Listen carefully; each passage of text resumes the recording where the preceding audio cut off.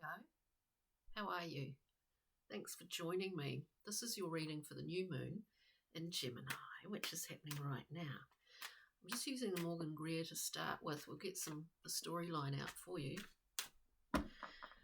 As I always say, take what resonates and just leave what doesn't. Check out any other titles that stand out for you within these astro readings, and thanks for liking and joining me, subscribing. It all helps to keep this channel going. So let's get into it.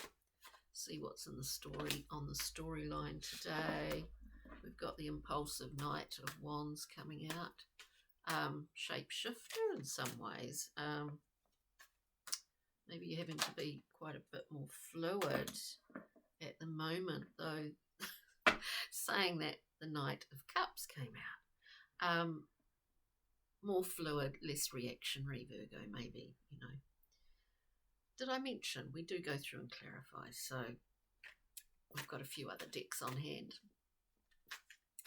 So yeah, you might feel the need, or maybe it's been demanded of you that you are more flexible and fluid. We then get the Three of Swords coming up. We then had that Knight of Cups and the Knight of Wands, right? So we see a level of sorrow. Maybe you're having to let something go. Maybe the sorrow belongs in the past. We'll try and clarify a little bit going further into this reading. And then we've got a beautiful Ace of Abundance. Whatever's going on here, if there has been a need to change course direction, leave something that you've been involved in or with for a long time, it's actually the trials and tribulations or any level of sorrow that you may well feel in the current time. It won't last, because we've got this Ace of Abundance coming up. It could be a gift. I'm not saying the Ace of Discs is not a gift. It is a gift. That's the gift. But the gift also could be that you have to change your course direction, change what you're doing, alter maybe the way you work with whatever given situation you find yourself in currently. So let's just go through. We'll clarify with Thoth deck. Virgo. For this new moon in Gemini, we need to be quite fleet-footed, don't we? We need to shimmy around and you know, be aware of a centre of focus, actually, and not get scattered too much, which is difficult in these times, is it not? So whatever's going on, you know. I'll just get these out and then we'll talk about them. I think for some Virgos,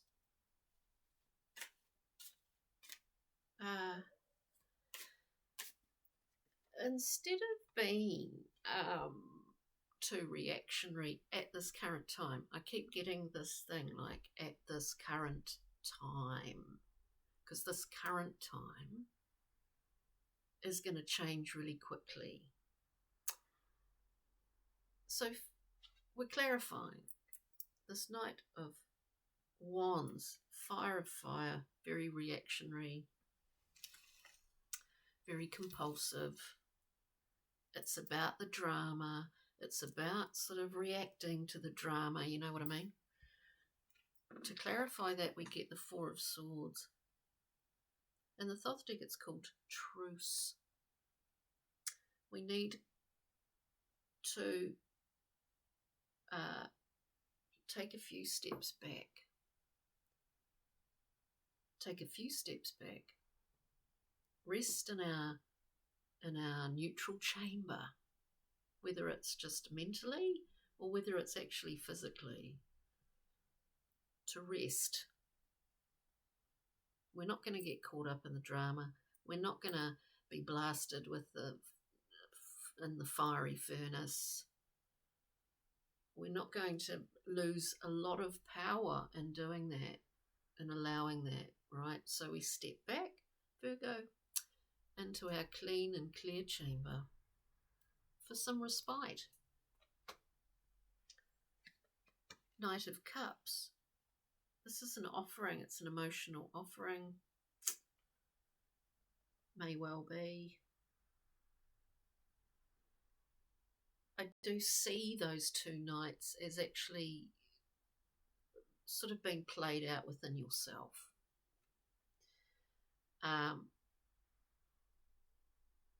To be pulled by a level of emotion like fieriness, like reactionary, anger, just all that sort of, and then this Knight of Cups, an emotive knight.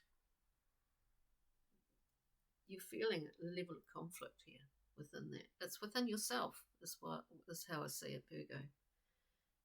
And there's a lot of information, a lot of insight that can come to you when you take a few steps back and allow yourself rest and respite, right? So let's get into this Knight of Cups. We've got the Queen of Discs. This is a review. This is a queen that does a review because she's come through quite a wide and varied terrain, you could say, of deserts and wonderful paradisical places. It's actually a word, I don't know. She's come over hill and dale. She's seen Wordsworth's daffodils over there. She's seen the droughts of many countries on the other side. She's seen the poetry and the cruelty. She's seen all of this played out in the physical world that we live in. And now she's at the top of her game. She's at the top of her mountain. Virgo. Possibly like some of you Virgos are. And she's doing a review. And this is what happens when we take a few steps back into a place of rest, respite. And let's just add that next R word, review. Okay. We're looking at the Three of Swords. We know it's about sorrow, whether that's in the past or whether, as it keeps saying to me, in this current time. We have the Princess of Swords, who is fighting an invisible adversary. There's nothing behind those clouds. It's full of cumulus. She can't see. But she's defending her position. In doing that, there's a lot of mental energy that is required to do that. And this may be the current time that, you do have a choice here to embody this princess in this context or take rest and review. You're not an adolescent. You are a queen, Virgo. You know the right choice here, if that's an issue. Then we see the Ace of Pentacles, the doorway to abundance. We all know this, and it's coin and it's material wealth. Material wealth seems to be a large focus. Whether it is now, it will be. We've got this knight. We've got three knights in here. Knight of Swords, propelled towards the material wealth. Maybe propelled towards actually taking this gift and utilising it. Look, someone might be getting a redundancy payment or something, you know what I mean? Virgo. So, could be anything like that. But this knight is propelled, is very, very focused and has a target. As I said, new moon in Gemini. It's important to to retain our levels of focus and not get drained by simply flailing around in the miasma of news and media, or external stuff like that can tip us off our balance. So this night is incredibly focused. Let's just get a little bit of a glimmer from the excuse me, Virgo, from the pixies and fairies. I'll just have a sip of my tea. I do get quite thirsty doing these readings. Let's get a glimmer. Brian Froud, Pixie and Fairy Oracle here. So Virgo, it's pretty full on actually, isn't it? But we have choices, we have options. Something strange, something is becoming quite clear to you as to what you do with this situation. So we get quite a bit of guidance from, if you're not seeing things clearly right now, as I keep repeating it, this is current time. It's going to change. We've got Iris of the Rainbows basically clearing all that cloud. So if there's anyone that you need to defend, or anything, or any organisation, you will very soon see it in a literal sense, you know what I mean? Iris of the Rainbows, handmaiden to the gods, clears that mist that lies between the surface of the lake and the sky. So we see clearly. We have more definite messages coming through to allow us a little bit more understanding of the situation, of our position within it. We then have a level of guidance with the Oak Man here. This is about, communication that's felt,